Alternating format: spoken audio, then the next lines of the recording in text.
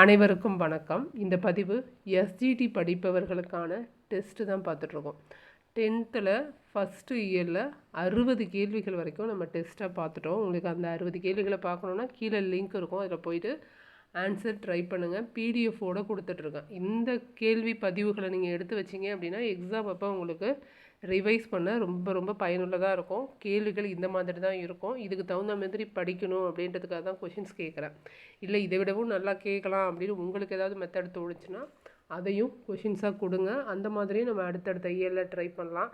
இது முதல் இயலில் அடுத்த 30 கேள்விகள், அதாவது 60லேருந்து 90 வரைக்குமான 30 கேள்விகள் நம்ம பார்க்க போகிறோம். இதில் 2 எடிஷனுமே இருக்கும். 2024 என்னென்ன தலைப்புகள் இருக்கோ அதுவும் இருக்கும். 2025 என்னென்ன தலைப்புகள் முதல் இயலில் இருக்கோ அதுவும் சேர்ந்து தான் உங்களுக்கு கேள்விகளாக கேட்கப்படும். ஏன்னா எக்ஸாமில் அதையும் கேள்விகளாக கேட்பாங்க. இப்போ படிச்சுட்டு இருக்க புக்கை மட்டும்தான் படிக்கணும் அப்படின்னு நினைக்காதீங்க. 2024 எடிஷனையும் சேர்த்தே படிங்க. ஆன்சர் தெரியுதா பாருங்கள். செந்தமிழை உள்ளுயிரை செப்பரியனின் பெருமை டேஷ் எவ்வாறு எடுத்தே உரை விரிக்கும். இந்த டேஷில் என்ன வரும்? ஆன்சர் என் தமிழ்னா. என் தமிழ்னா எவ்வாறு எடுத்தே உரை விரிக்கும் அப்படிங்கிறது தான் பாடல் வரி. இரண்டாவது கேள்வி பாருங்கள். வெங்கழி என்பதன் பொருள் என்ன? வெங்கழி என்பதன் பொருள், வெண்கழிங்கிறது காய்ந்த களி அப்படின்னு ஆன்சர் வரும். வெங்கழி என்பது காய்ந்த களியை குறிக்கும். அடுத்து மூன்றாவது கேள்வி பாருங்கள். வேர்க்கடலை, மிளகாய் விதை, மாங்கொட்டை ஆகியவை எந்த பெயர் வகையை சார்ந்தது? ஆன்சர் மணி பெயர் வகை. நான்காவது கேள்விக்கு ஆன்சர் ட்ரை பண்ணுங்கள். துளிர், கொழுத்தாடை, முறி ஆகியவை எதை குறிக்கும் சொற்கள்? தாவரத்தோட எந்த பகுதியை குறிக்கும் சொற்கள்? துளிர், கொழுத்தாடை, முறி.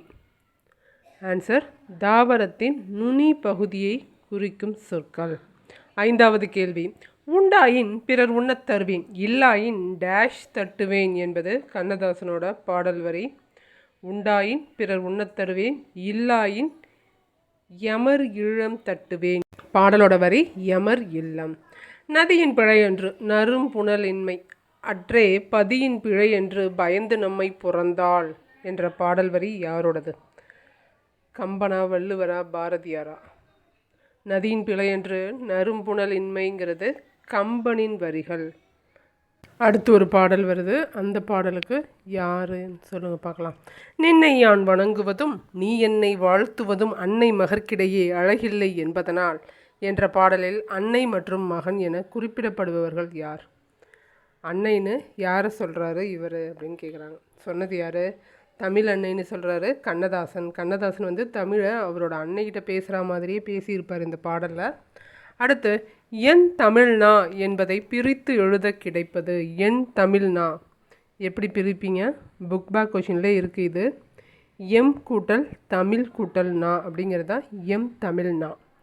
9வது கேள்வி பாருங்கள். சிங்காரம் அவருடைய சேமிப்பான ரூபாயை டேஷ் ரூபாயை மாணவர்களுக்கு கல்வி வளர்ச்சிக்காக கொடுத்தாரு. அவரோட எவ்வளவு சேமிப்பை கொடுத்தாரு? 7.5 லட்சம், 7.5 lakhs. 10வது கேள்வி. வேங்கை என்ற சொல்லின் இரு பொருள்கள் என்ன? 8ங்கிறது எல் அப்புறம் எல்லை 1ன்னு வரும்னு பார்த்தோம் இல்லையா? அதே மாதிரி வேங்கைங்கிறது வேங்கை மரத்தை குறிக்கும். பிரிஞ்சு நின்று வேகுகின்ற கையை குறிக்கும். வேம் கூட்டல் கைன்னு பிரிஞ்சால் வேகுகின்ற கை. 11வது கேள்வி பாருங்கள். ஆளல் என்ற சொல்லில் வினையடி எது? ஆளல். இதில் நான் ஈஸியாக ஆப்ஷன் கொடுத்துருக்கேன், ஆனால் உங்களுக்கு கொடுக்கும்போது 2 இல்லுமே கொடுப்பாங்க, சிறப்பு லகரம் கூட கொடுப்பாங்க. ஆள் அப்படிங்கிறது ஆவண்ணா தான் சரியான வினையடி. இந்த இல் வந்தால் கூட உங்களுக்கு மேல் நோக்கி இல் வந்தால் கூட தவறு. இந்த பெரிய இல் வந்தால் தான் சரி. அதில் அந்த லா தான் இருக்குது, அதனால் ஆள்ங்கிறது தான் சரி. அடுத்து 12வது கேள்வி. வாள் என்ற வேர் சொல்லின் தொழில் பெயர்களில் வேறுபட்டது எது? வாள் அப்படிங்கிற வினையடிக்கு என்னென்ன தொழில் பெயர்கள் வரும், எது வராதுன்னு தெரிஞ்சுக்கோங்க. வாழ்தல், வாழ்க்கை, வாழ்வு இது எல்லாமே வந்து தொழில் பெயர்கள் தான் வாள்ங்கிற வினையடிக்கு. வாழ்க அப்படிங்கிறது என்ன? க வந்த வியங்கோல் வினைமுற்று. வாழ்கங்கிறது வியங்கோல் வினைமுற்று. ஆன்சர் டி தான். அடுத்து 13வது கேள்வி பாருங்கள். பொன்னினும் விலைமிகு பொருளன் செல்வம் என்ற தொடரில் இடம்பெற்றுள்ள தொடை நயம் எது? தொடை நயம் என்ன வருது? பொன்னின் பொருளேன். போன்னு வந்திருக்கு இல்லையா? அப்போது கேள்வியில் என்ன வந்திருக்கு? மூனை தான் வந்திருக்கு. ஆன்சர் மூனை தொடை. அடுத்து கீழ்காணும் கூற்றுகளை ஆராய்க. கூற்று 1, தொழில் பெயர் என்பது தொழிலை செய்யும் கருத்தாவை குறிக்கும் காலம் காட்டும்னு சொல்லியிருக்காங்க. கூற்று 2 பாருங்கள். வினையால் அணையும் பெயர் என்பது வினை பெயர்த்தன்மையாகி வினையையே உணர்த்தி நிற்கும் காலம் காட்டாதுன்னு சொல்லியிருக்காங்க. தொழில் பெயர் காலம் காட்டுமா காட்டாதான்றது தெரிஞ்சால் தான் நீங்கள் இதுக்கு ஆன்சர் சொல்லலாம்.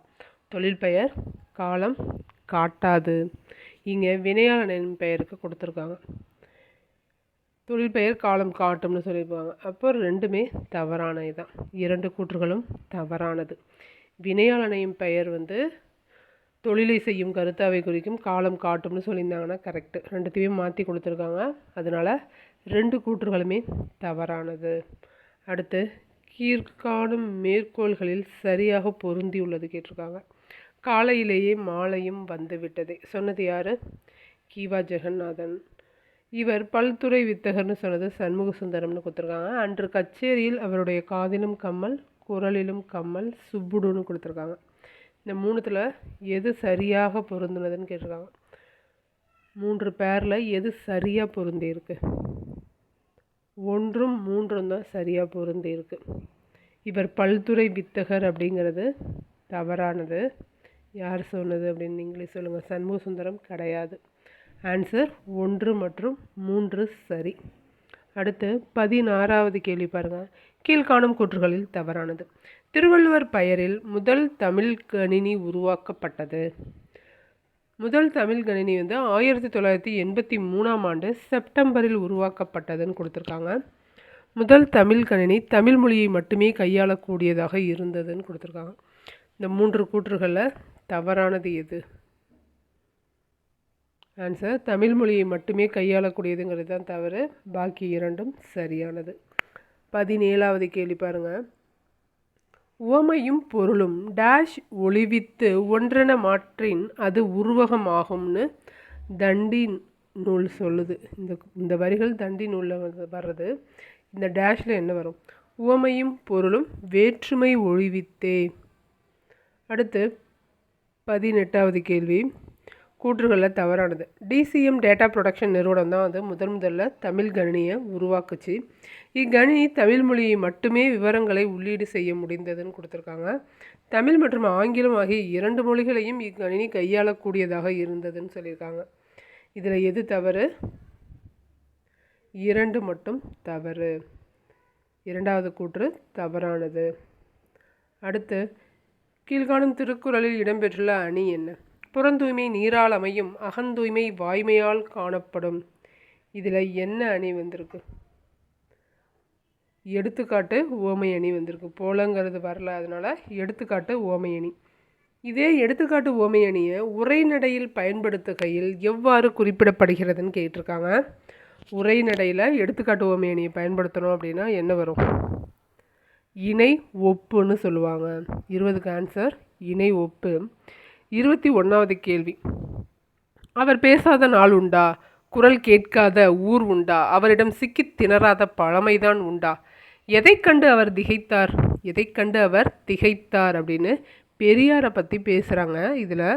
இதை பேசுனது யார்? பெரியாரை பற்றி இந்த மாதிரிலாம் பேசுனது யாருன்னு கேட்டிருக்காங்க.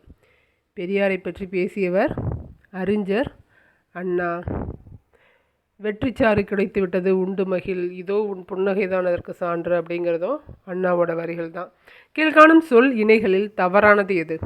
கல் குவியல், புல் கட்டு, ஆடு கூட்டம், பழம் குழை.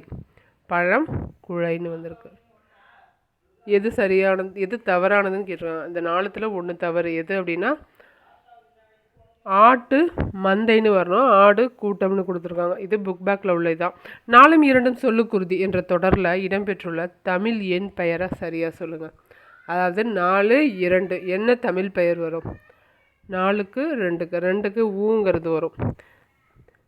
சாதாரணமாக 2 இதுலேயும் அதே வரும். அப்போ அதை வச்சு கண்டுபிடிச்சிடலாம். தான் ஆன்சர். கீழ்காணும் சொல் இணைகளில் தவறான இணையை தெரிவு செய்க. ஹோமோகிராஃப் அப்படிங்கிறது ஒத்தெழுத்து, மோனோலிங்குவல்ங்கிறது ஒரு மொழி. கான்வர்சேஷன் அப்படின்னா கலந்துரையாடல்னு கொடுத்துருக்காங்க, டிஸ்கஷன்னா உரையாடல்னு கொடுத்துருக்காங்க. இது ரெண்டும் சரியா? ரெண்டுமே தவறானது. கான்வர்சேஷன் அப்படின்னா உரையாடல், டிஸ்கஷன்னா தான் கலந்துரையாடல். அப்போது இ மற்றும் இ தான் தவறானது. அடுத்த கேள்வி பாருங்கள், 25வது கேள்வி. கீழ்காணும் பாடலில் இடம்பெற்றுள்ள தொடை நயம். தேனினும் இனியன செந்தமிழ் மொழியே, தென்னாடு விளங்குற திகழ்ந்தென் மொழியே, ஊனினும் ஒளிர்வுறும் ஒண்டமிழ் மொழியே. எல்லாமே மொழியே மொழியேன்னு வந்திருக்கு. இயைபு தொடை. 26. பின்வருவனவற்றில் வேறுபட்ட சொல்லை தேர்ந்தெடுக்க. பேரு, அடி, கேடு, சூடு. இதில் எது வேறுபட்டது? அடி அப்படிங்கிறத தவிர பாக்கி எல்லாமே முதநிலை திரிந்த தொழில் பெயர்கள். அப்போ ஆன்சர் அடி அப்படிங்கிறது தான் ஆன்சர். அடுத்து 27வது கேள்வி, பொறுத்துக. நாம் ஏன் தமிழ் காக்க வேண்டும்? தவறின்றி தமிழில் எழுதுவோம். பச்சை நிழல். குண்டலகேசி உரை. இந்த நூல்லாம் யார் ஆசிரியர்னு கேட்குறாங்க. நாம் ஏன் தமிழ் காக்க வேண்டும்? முனைவர் சேதுமணி மணியன். தவறின்றி தமிழில் எழுதுவோம். மா நன்னன். பச்சை நிழல் உதயசங்கர். குண்டலகேசி உரை ரா இளங்குமரனார். குண்டலகேசி உரை ரா இளங்குமரனார். அப்போது ஆன்சர் ஆ தான் ஆன்சராக வரும். ஆன்னு வந்திருக்கு. இப்போது ஆன்சர் ஆ. 27க்கு ஆன்சர் ஆ. அடுத்த கொஷின் 28வது வினா பாருங்கள். ஒரு மொழி ஒரு பொருள் எனவாம், தொடர்மொழி பல பொருள் எனவாம், பொது இருமையும் ஏற்பன என்ற நூற்பா இடம்பெற்றுள்ள நூல் எதுன்னு கேட்டிருக்காங்க. ஒரு மொழி பற்றியும் தொடர்மொழி பற்றியும் சொல்கிறது நன்னூல் சொல்லுது. இது பொதுமொழியை பற்றின இலக்கணத்தையும் சொல்லுது. அடுத்து 28வது கேள்வி. உடுப்பதுவும் உண்பதுவும் காணின் பிறர் மேல் வடுக்கான் வற்றாகும் கீழ். இந்த குறளில் என்ன அளபடை வந்திருக்கு? ஊம்நலை இன்னிசை அளபடை தான். அடுத்து 30வது கேள்வி. தேவநேய பாவாணரின் டேஷ் நூலில் இடம்பெற்றுள்ள தமிழ் சொல் வளம் என்னும் கட்டுரை இடம்பெற்றிருக்கு. எந்த நூலில் இந்த தமிழ் சொல் வளம் இருக்குதுன்னு கேட்டிருக்காங்க. சொல் ஆய்வு கட்டுரைகள்ங்கிற நூல்லேருந்து தான் இந்த தமிழ் சொல் வளத்தை எடுத்திருப்பாங்க. அடுத்து இந்த கேள்வி உங்களுக்கு. கண்ணதாசன் எழுதிய கலங்கா திருமணமே என்ற பாடல் எந்த ஆண்டு எழுதினார்? அவர் எந்த ஆண்டு எழுதினார்னு சொல்லுங்கள். இதோட இந்த பதிவு முடியுது. இது வரைக்கும் 90 கேள்விகள் பார்த்துருப்போம். 90க்கு மேற்பட்ட கேள்விகள் பார்த்துருப்போம். எல்லாமே இயல் 1லேருந்து தான் பார்த்தோம். அடுத்த பதிவில் 2வது இயல்லேருந்து இந்த மாதிரியான கேள்விகள் பார்க்கலாம். தொடர்ந்து படிங்க, தொடர்ந்து ரிவைஸ் பண்ணிக்கிட்டே இருங்க. கண்டிப்பாக அதிகமான கேள்விகள் ரிவைஸ் பண்ண உங்களால் அதிகமான மார்க் எடுக்க முடியும். அதுக்காக தான் ரிவைஸ் பண்ண சொல்கிறேன். தொடர்ந்து படிங்க. நன்றி, வணக்கம்.